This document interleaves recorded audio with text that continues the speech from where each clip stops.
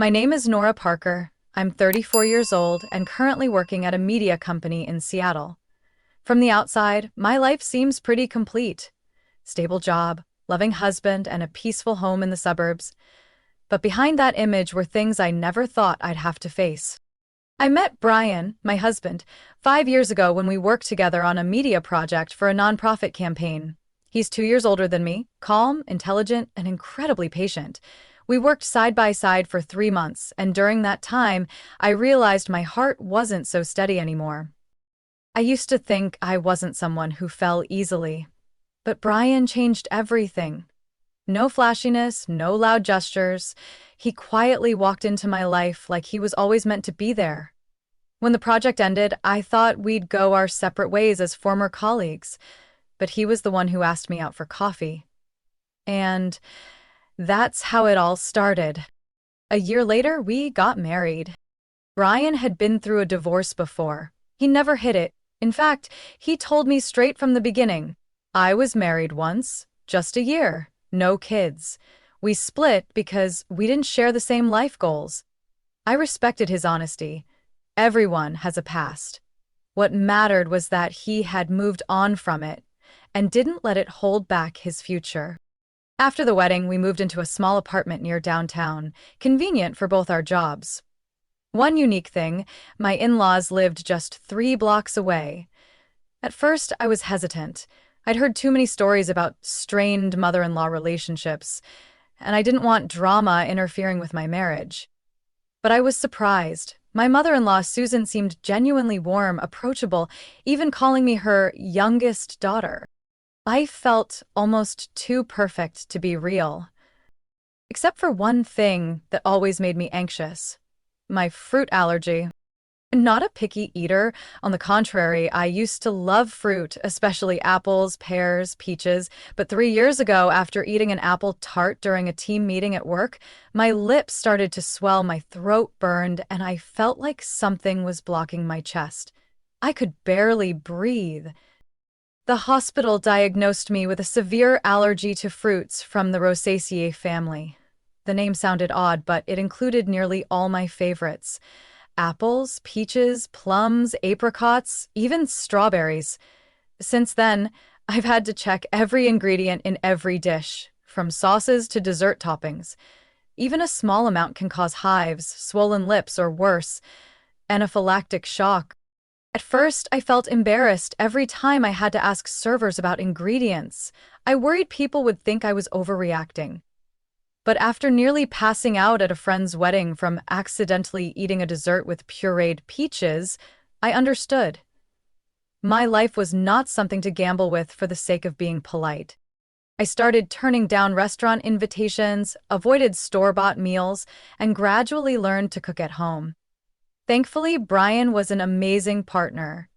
He didn't just accept it, he joined me in learning to cook safe, healthy meals. He even taught himself to bake fruit-free desserts, just so I could enjoy them. Susan, my mother-in-law, seemed to really get it too.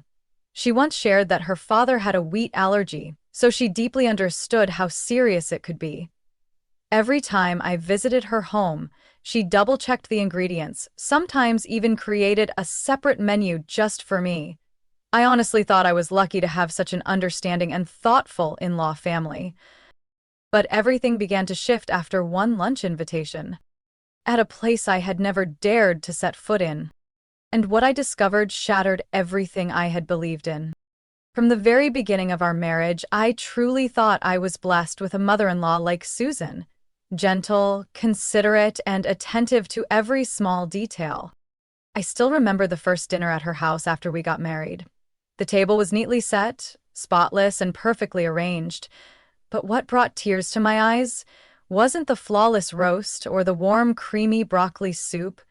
It was a small, separate plate with a handwritten note that read, "No Rosaceae fruits for Nora." I was speechless. Not many people even remember the complicated name of the allergy I have, let alone someone who isn't blood. But Susan wasn't just anyone. She didn't just remember, she prepared an entirely separate meal just to make sure I felt safe and welcome. I called the market chef myself about the BBQ sauce last week. They said it had mashed peaches, she chuckled. So I made the sauce myself today, absolutely safe. I was so moved, I nearly cried. In that moment, I believed she truly saw me as her daughter. In the months that followed, we often saw each other. Sometimes I'd drop by her place on the weekend to cook together. Other times she'd invite me for coffee to catch up on the office gossip of my favorite daughter-in-law.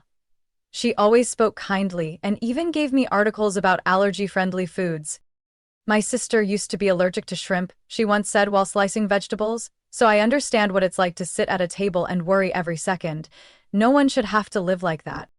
Susan was so thoughtful that every time there was a family gathering, like Thanksgiving or Christmas, she would ask me in advance, Nora, would you like to bring a dish or give me a list of what you can eat and I'll make it just right? I used to think if the world had more mothers-in-law like her, no one would fear marrying into a family.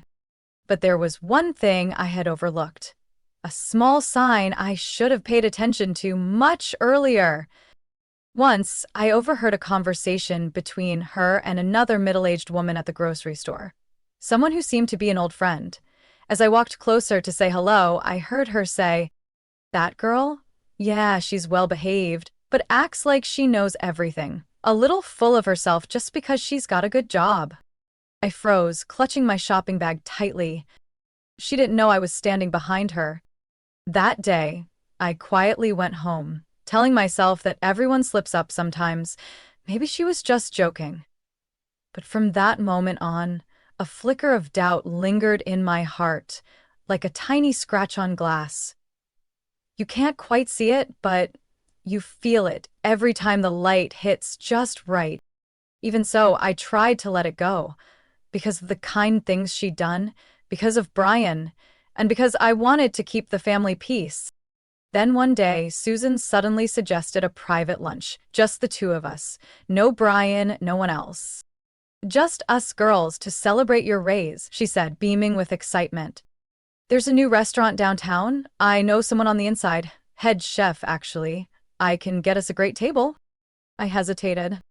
"Does that place use a lot of fruit in their dishes?" "Oh, honey, don't worry," she rushed to reassure me. "I already told them about your allergy when I made the reservation. The chef is an old friend of mine. They're very careful." Her response was smooth, too smooth. But then I scolded myself for being paranoid. She'd always been so careful, hadn't she? I wanted to believe her. So I said yes. What I didn't know was that this lunch would become the turning point. The moment the mask would fall, and the truth would begin to unravel. That Wednesday afternoon, I had just stepped out of a board meeting with good news.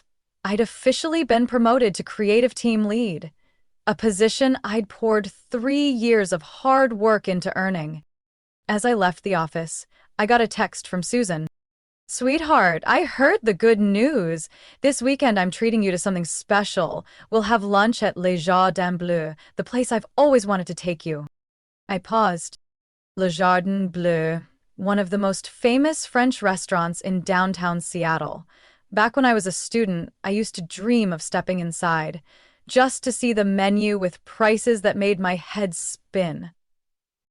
But I quickly remembered this was also the place known for desserts and sauces made with peaches, apples, pears, and strawberries. I texted back cautiously. "This restaurant, they often use rosaceae fruits that I'm allergic to. Are you sure it's safe?" Less than a minute later, she called me directly, her voice cheerful. "Oh, come on, you think I wouldn't be careful? I told them all about your allergy when I booked the table. I even know the sous chef there, her name is Clara, an old culinary school friend of mine. Everything's been arranged. You just need to show up and enjoy." I paused. Her confidence made it hard to say no, even though something inside me stirred with unease. I talked myself out of it. Susan had always been so meticulous. In nearly 3 years as her daughter-in-law, I'd never had a single allergic reaction from her food. I nodded to myself. Think of it as a reward for your hard work, I thought. That Saturday morning, I put on an elegant cream-colored dress, styled my hair into a neat bun, and spritzed on a light fragrance. I had always imagined my first time walking into Les Jardins Bleus would be special, and today, it finally was. When I arrived, Susan was already waiting outside the restaurant, wearing a deep emerald dress, perfectly done makeup, and the brightest smile. "You're right on time as always," she said, linking her arm with mine. "Clara has arranged a private dining room for us. It's very quiet and upscale." The dining room she mentioned was on the second floor with glass windows overlooking Lake Union. The server seated us and quickly brought out the menus. I glanced over the dishes and immediately felt my heart race. There were at least 5 items on the list that included peaches or apples. "Don't worry," she reassured me when she saw my expression change. "Clara made everything clear to the head chef. All of your dishes will be specially prepared, completely free from anything you're allergic to." I forced a nod and tried to smile. We ordered and waited while she chatted away about the neighborhood, who just sold their house, who got a new puppy. I felt a weight settling in my chest. It was like someone was watching me. 15 minutes later, a glass of white wine was served. I took a small sip and smiled. Light and crisp, perfect for a fall afternoon. I began to relax, thinking maybe I'd been too suspicious, until I got a call from the office. An urgent issue with a contract for a Japanese client. "I'm sorry, Mom, I need to take this real quick," I said, then quickly stepped out of the dining room. As soon as I reached the hallway and ended the call, I was about to head back when a woman in a chef's uniform approached me. She looked to be around my age, with her hair neatly tied up and a serious expression on her face. "You're Nora Parker, right?" I nodded, confused. "Please listen carefully," she said quickly, her voice low but urgent. "You shouldn't go back to that table. The dish being prepared for you contains fruit you're allergic to. No one was informed about your allergy at all." A chill ran through my body. "I'm Clara," she continued. "I took the reservation call from your mother-in-law, and there was absolutely no mention of any allergies. I only realized when I noticed the allergy alert badge hanging on your bag earlier. So I went to double-check. And yes, the dishes are definitely risky." I stood frozen. Clara looked at me with genuine concern in her eyes. "I don't know why she did it, but I strongly advise you to leave immediately." I stood in the gleaming stone hallway outside the elegant dining room of Les Jardins Bleus, where just minutes ago I had been sipping wine and smiling with my mother-in-law. Clara, who had just introduced herself as the restaurant's sous chef, looked directly at me with grave intensity. "I know this is a delicate situation, but if you return to that table, you'll be served duck with a sauce that includes pureed peaches. And the dessert? It's a caramel apple tart, one of the worst things you could eat." I felt the blood drain from my body. You're sure?" I stammered, my lips dry. Clara nodded and lowered her voice. "I'm the one who took the reservation call from Susan. I always make detailed notes, especially for food allergies. But in that order, there was no mention of allergies. No name, no warning, nothing at all. I wanted to believe it was just a mistake. Maybe Susan forgot, maybe someone else made the call. But then Clara said something that shattered every excuse I had left. "I'm not just an old friend of hers. I'm Brian's ex-wife." The world around me began to spin. "What?" I gasped, barely able to breathe. Clara nodded slowly. "Brian and I were married nearly 5 years ago. And I used to live with Susan, in the same house you and Brian are in now. I know better than anyone what it means when that woman starts smiling sweetly." I clenched my purse. My heart was pounding so hard it felt like it might break apart. Clara let out a long, tired breath, like she was finally saying something that had been trapped inside her for far too long. "You're not the first she's tried to control, but you are the first to make her feel threatened. I know that look, the envy in her eyes when she sees a woman who's no longer afraid." I tried to stay composed, but Clara's words cut deep into everything I had ever believed about my mother-in-law, the woman I trusted, the woman I thought was a strong and kind role model. "I used to think she loved me like a daughter," Clara said, her eyes distant. But then I became the annoying one, just because I cooked better than she did. And because Brian cared too much about me, her exact words to my face, once. I looked at Clara and could feel the pain still lingering in her voice. I noticed the allergy warning tag on your purse earlier, Clara continued. That's when I had a gut feeling something wasn't right, and I was right. I swallowed hard and asked, trembling, "Do you think she did it on purpose?" Clara didn't answer right away, but her eventual nod left no room for me to escape the truth. I know her too well. If you had a reaction here at the restaurant, she would have had the perfect excuse to blame our staff, then pretend to be shocked like she had no idea. You would have looked like the one at fault in front of everyone, and she'd play the role of the concerned one. My stomach twisted, not from hunger, but from horror. I couldn't believe I'd almost eaten something that could have sent me to the hospital, or worse. "Thank you," I said, my voice barely holding steady. "If it weren't for you, I don't know what would have happened." Clara shook her head. "I couldn't let that happen to someone else. It took me 2 years to get back on my feet after the divorce with Brian, but I chose to live honestly, and I won't just stand by and let her hurt anyone else." I was silent for a few seconds, then reached for my phone with a shaky hand. "I need to call Brian," I said, my eyes fixed on the screen. "This time, I'm not staying silent." Clara led me down to the secondary kitchen in the back of the restaurant, where the lighting was softer, the atmosphere quiet, and the space far removed from the glitz and glamour of the main dining area. Only there could I finally catch my breath, though it still came in short gasps. She poured me a glass of water, then sat across from me, her expression hesitant. "I guess you're still in shock," Clara said gently. "But maybe now's the time I should tell you everything." I nodded. I needed to know. I had to.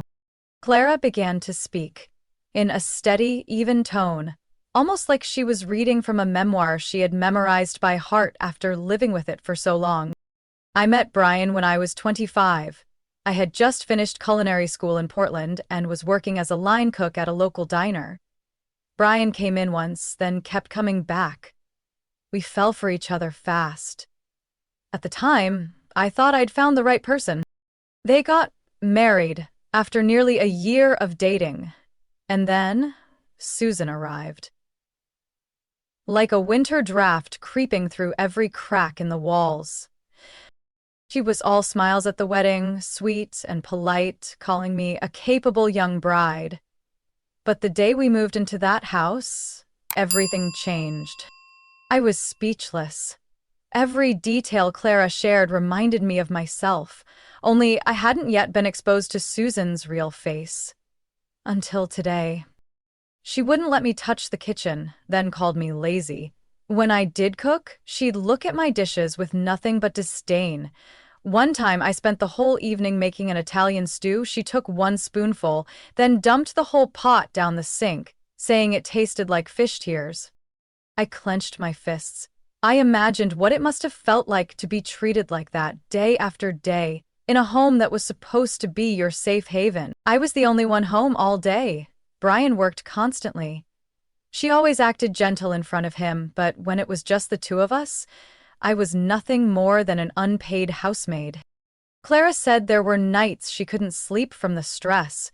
Times she threw up during breakfast because Susan scolded her while forcing her to clean while sick.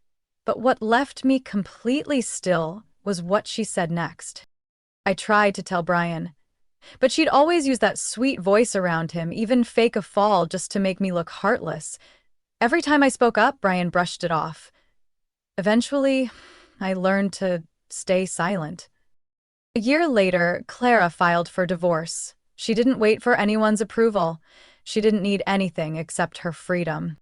I left with one suitcase, a little cash, and one dream: to become a real chef.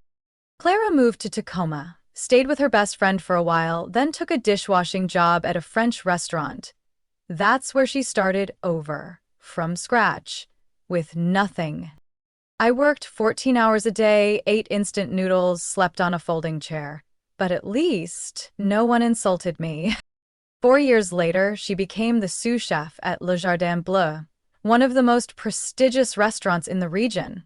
Just when she thought her life had turned a new page, Susan showed up again. She walked into the restaurant like she was royalty. When she saw me, no surprise, no joy, just a smirk.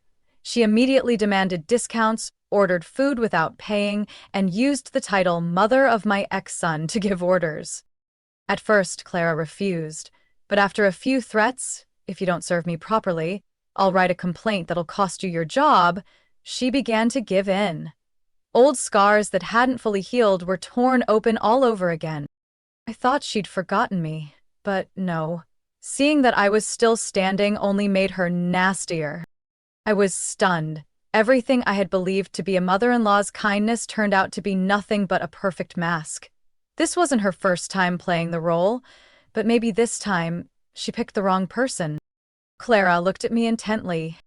I'm telling you this not to gain pity, but because I don't want you to become who I was 5 years ago. Backed into a corner, all because I trusted the wrong person. I took her hand and gave it a gentle squeeze. We both understood. If Clara hadn't spoken up today, if I hadn't left that table when I did, I might have become Susan's next victim. But not in silence. I left the restaurant through the back door, my head spinning from everything Clara had just told me. The sky over Seattle was gray and heavy, just like my heart. I couldn't go home. Not yet. Not when things were still unclear. I called Brian, my voice shaking with anger, hurt, and a fear I'd never felt before, especially not from my own in-laws. Can you come to my parents' house? I need you to hear something. And bring your dad. Brian didn't ask questions. He simply said, I'm on my way.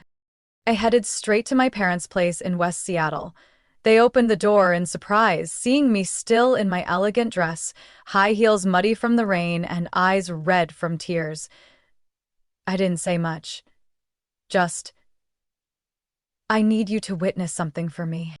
An hour later, Brian and Mr. Richards, my father-in-law, arrived. I sat upright in the living room, my phone placed on the table, my hand still trembling. Your mother set me up to eat something I'm allergic to. If someone hadn't intervened in time, I don't know what would have happened. Both Brian and Mr. Richard looked stunned. I pressed play and let Clarice's recorded story play out, every detail. No one spoke, not a single cough. When it ended, I took a deep breath and said, I'm going to call her now. I need you both here. I'll put it on speaker, and I'm recording. I hit dial. The phone rang a few times before Susan answered, her voice lacking its usual gentleness.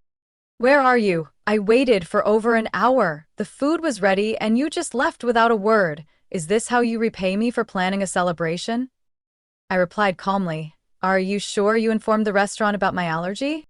There was a pause, then she said, clearly rehearsed. Of course I did. I placed the reservation myself. If there was any mistake, it's because the staff was careless. I glanced at Brian. His fists were clenched. I continued, Who did you speak to when making the reservation? What was the person's name? She hesitated. A woman named, what was it, Clara. I spoke with her. I clearly told her they must have forgotten to write it down. I sat up straighter, my voice colder than ice. Clara is Brian's ex-wife, and the one who saved me today. She also recorded the entire reservation call. There wasn't a single mention of any allergy. Silence. Then Susan's voice snapped. Oh, so you're all conspiring to blame me now. That woman can't get over me, and now she wants to destroy my family again. I pressed the record button again. And this time, I spoke slowly. Mom, why did you do this? You used to care so much about my allergy. You promised to always keep me safe, but today you purposely didn't say a word, even though you knew just a small amount could send me to the hospital. Susan stayed silent for a long while. Then, in a voice that nearly hissed through clenched teeth, she finally spat out, Because I'm sick of how you're always the capable one, always the one praised. Everywhere you go, people adore you. Even in the neighborhood, they talk about you like you're the perfect daughter-in-law. And me? What am I, just some old woman stuck behind the scenes? You think I don't see it? You've made me invisible in my own family. The room fell into a dead silence. Brian shot to his feet, his eyes blazing red. Mom, what did you just say? Susan began to stammer. No, it's not what you think. I never meant to actually hurt her. Mr. Richard, who had always been the calm one, now spoke coldly. Susan, you're not the woman I once loved. If you're capable of treating a young woman like that out of jealousy, I can't trust you ever again. Brian's voice was final, firm like steel. You're no longer my mother. From now on, I'm cutting all ties, and don't you ever come near Nora again. Susan sobbed uncontrollably over the phone, but no one said a word. I ended the call. Later that night, Mr. Richard went home and told Susan to move out immediately. He gave her 1 month's rent money and made it clear, I can't live with someone who would do something like that to my daughter-in-law. The woman who was once the ideal mother-in-law was now living alone in a small rented room on the south side of the city. No family, no one to trust. As for me, for the first time in months, I felt like I had stepped out of a stage play and finally seen the real light behind the curtain. After that fateful call, everything in my world felt like it had exploded, but this time, I wasn't afraid. Brian immediately began compiling all the evidence, the call recording, the restaurant order slips, and Clara's statement, in case my family decided to file charges against Susan for deliberately endangering my life. Though she hadn't poisoned the food outright, knowingly omitting my severe allergy and orchestrating a situation to shift blame onto others was more than enough for the law to get involved. My parents, after hearing the full truth, were speechless. My mom held my hand tightly. If you want to sue, we're behind you. No one has the right to play games with my daughter's life. I wrestled with the decision for a long time. Part of me wanted to let the law handle her, not out of hatred, but to show that envy and deceit can't be excused just because someone is family. But after speaking again with Clara, I chose a different path. I used to want her to pay, Clara said, but what I want more is freedom. Peace of mind knowing I won't have to flinch every time I hear her name. Her words made me realize the damage Susan caused had ended, but I was the one who'd decide whether to let it live on or stop it here. Instead of filing charges, Brian and I had a legal notice delivered. A formal warning that if Susan ever approached me or my family again, we would press charges and publicly release everything. My attorney assured me the document was solid enough to keep her away. From that day on, Susan vanished from our lives like a ghost who once haunted us. A few weeks later, on a sunny Saturday afternoon, Brian and Mr. Richard threw a private celebration for my promotion at a lakeside restaurant. Not a flashy place, but a cozy Italian spot where the head chef had reviewed my allergy list down to every letter. No fancy decorations, no cheesy toasts, just Brian raising his glass. Thank you for not giving up, and thank you for helping me see the truth about the woman I thought was a good mom. That night I cried, not from pain, but from relief. For the first time in a long time, I truly felt free. The unexpected part, Clara, the woman who once shared my husband, became a strangely close companion. We started texting after the restaurant incident, then coffee, then talks about work, about being underestimated in the office just for being women, and the toxic family ties we both had to break free from. You're the first one from Susan's family to speak up, Clara laughed. You made me feel like I wasn't crazy. We began supporting each other professionally. I introduced her to a client needing catering for a corporate event, and she helped me brainstorm a campaign for a new restaurant chain. We didn't call each other best friends, but there was a strange trust between two women who had both loved and been hurt by the same deceitful system. One time, while Brian and I were walking around Green Lake, he suddenly stopped and turned to me, voice low. "I owe you an apology, and one more to Clara, for not seeing who my mother truly was sooner." I squeezed his hand tightly. No one sees clearly when they're born and raised in a house built to hide the truth. "I don't blame you. I'm just grateful you stood by me when I needed you most." Brian nodded, his eyes slightly red. "I promise, from now on, I won't let anyone, no matter what blood tie they claim, make you feel alone again." I don't know where life will take Clara and me, or whether Susan will ever show up again, but I do know one thing. I'm no longer the woman who stays silent just to keep the peace. I've seen the worst that can hide beneath a gentle facade. And I survived, not by running, but by stepping into the light and speaking the truth. Since that incident, I'm no longer the old Nora, the woman who kept quiet to avoid being labeled disrespectful, who gave in just to preserve harmony, and who believed kindness could fix everything. I'd learned a hard lesson.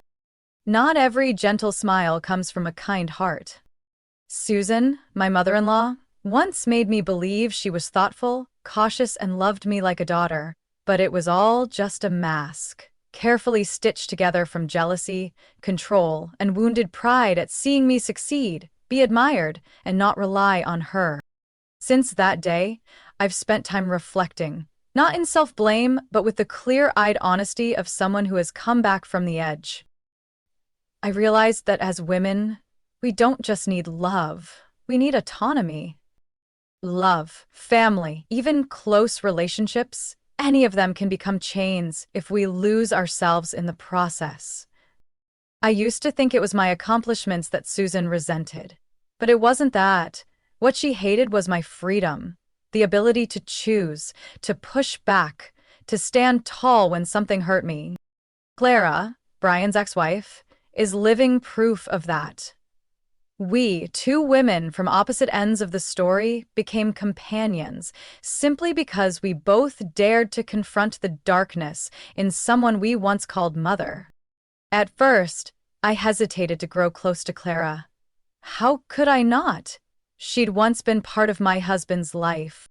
But then I realized there was no before or after between us. Only a story no one had ever listened to properly. No one asked Clara why she left that marriage. No one understood how a professionally trained chef ended up washing dishes in another town. Now I do, and I admire the resilience in her eyes. The same strength I used to see in the mirror during those silent, tear-streaked nights. Clara once told me, "I never thought I'd one day hold hands with the woman who came after me in my ex's life, but then I realized there's no before or after. We're just two women who got caught in the same toxic play." Step by step, we walked away from that script, not through revenge, but by rewriting our own ending. Today, I still work in creative media, but I've started a new project, a campaign to raise awareness about food allergies, especially among older adults who often downplay their symptoms. Clara, who nearly became the culprit in a cruel setup, is now the culinary consultant for the campaign. We appear together in videos teaching how to identify dangerous ingredients in traditional dishes, sharing knowledge and laughing at the strange twist of fate that brought us together. Brian, the man I love, is still by my side, not as a hero fixing the past, but as a partner who has learned how to place trust wisely and who understands that sometimes protecting a woman means standing beside her, listening, and believing.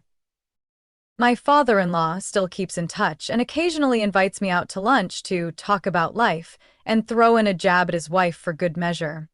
We don't mention Susan anymore, but it's understood. There's no room in our lives for masks, no matter how blood they claim to be. I'm telling this story not to create drama. I'm not a victim. I'm a survivor. And more importantly, someone who's learned how to protect herself without waiting to be saved.